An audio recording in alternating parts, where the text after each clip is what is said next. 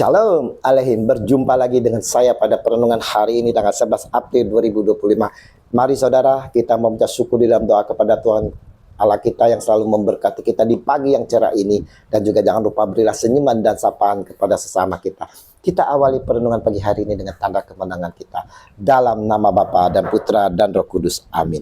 Menuduh dan menghujat. Bacaan liturgi hari ini diambil dari kitab Yeremia 20 ayat 10 sampai dengan 13 dan Injil Yohanes 10 ayat 31 sampai dengan 42. Saudara-saudaraku yang terkasih di dalam kasih Kristus, kaum Yahudi, saudara, selalu menuduh Yesus menghujat Allah. Menghujat berarti menghina Allah dan hal-hal suci baik dengan kata-kata, pikiran maupun perbuatan.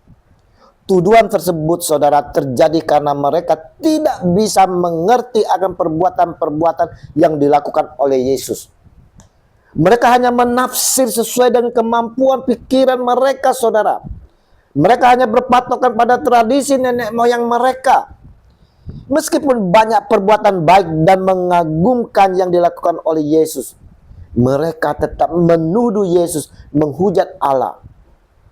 Yesus memang Allah yang menjadi manusia. Seluruh perbuatan dan pengajarannya adalah ungkapan cinta kasihnya bagi manusia supaya selamat. Memandang dia berarti memandang Allah yang Maha Kuasa. Kata Yesus kepada mereka, banyak pekerjaan baik yang berasal dari Bapakku yang kuperlihatkan kepadamu. Pekerjaan manakah di antaranya yang menyebabkan kamu mau melempari aku? Yohanes 10 ayat 32. Dalam hal tuduh menuduh, hujat menghujat, saudara, sudah menjadi kebiasaan di dalam kehidupan kita. Ini sangat nampak nyata di tengah sosial masyarakat kita.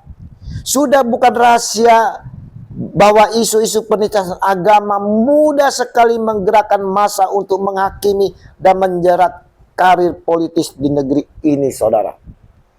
Ironis, tetapi terjadi, saudara. Sejatinya semakin orang mengenal ajaran suci tentang Allah, umat beriman semakin hidup dalam nilai-nilai ajarannya. Tetapi kenyataannya, saudara, banyak orang justru memanfaatkan ajaran itu dan menjadikan komoditas politis. Sungguh sangat mengerikan sekali, saudara. Di dalam pelayanan menggereja, perbedaan pemahaman dan pendapat di dalam suatu kelompok ataupun komunitas, saudara, sering pula terjadi. Ada kelompok ataupun pribadi yang terkadang memiliki pandangan negatif terhadap orang lain. Perbedaan pendapat dan pemahaman seringkali membuat kita dengan mudah menilai dan menghakimi orang lain sebagai pribadi yang tidak baik sehingga patut disingkirkan. Apakah ini namanya satu tubuh dalam Kristus?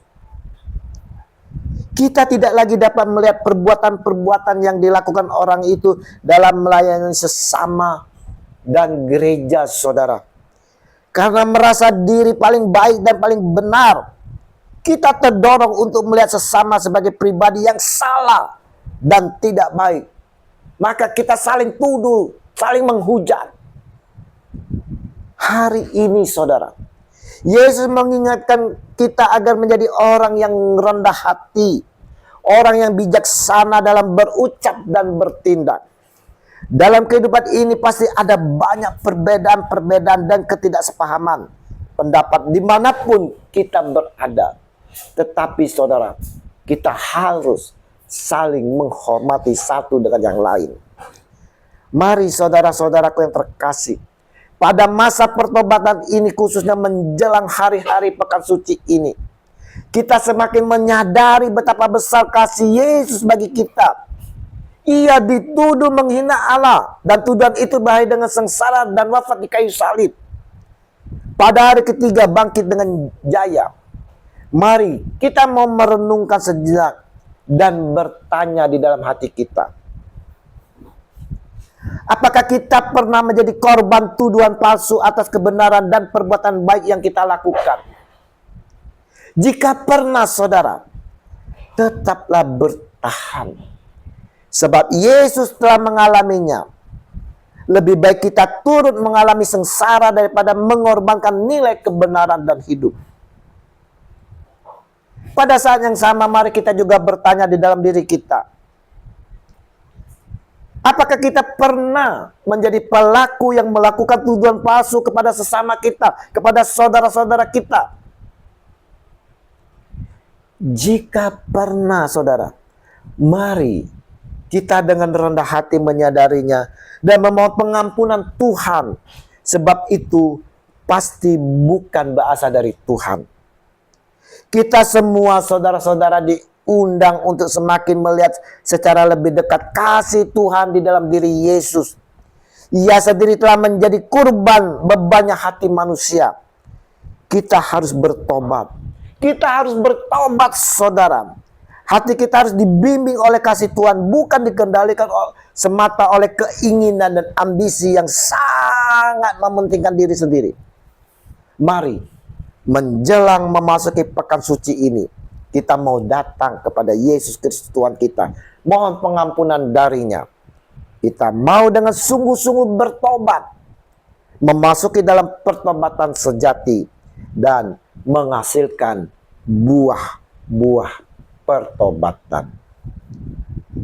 Kasih Yesus yang pernah dituduh, dihujat, mau mengampuni kita yang datang kepadanya dengan mengakui segala kesalahan kita dan berjanji mau bertobat kini dan sepanjang segala masa. Amin. Dalam nama Bapa dan Putra dan Roh Kudus. Amin. Shalom Aleihim.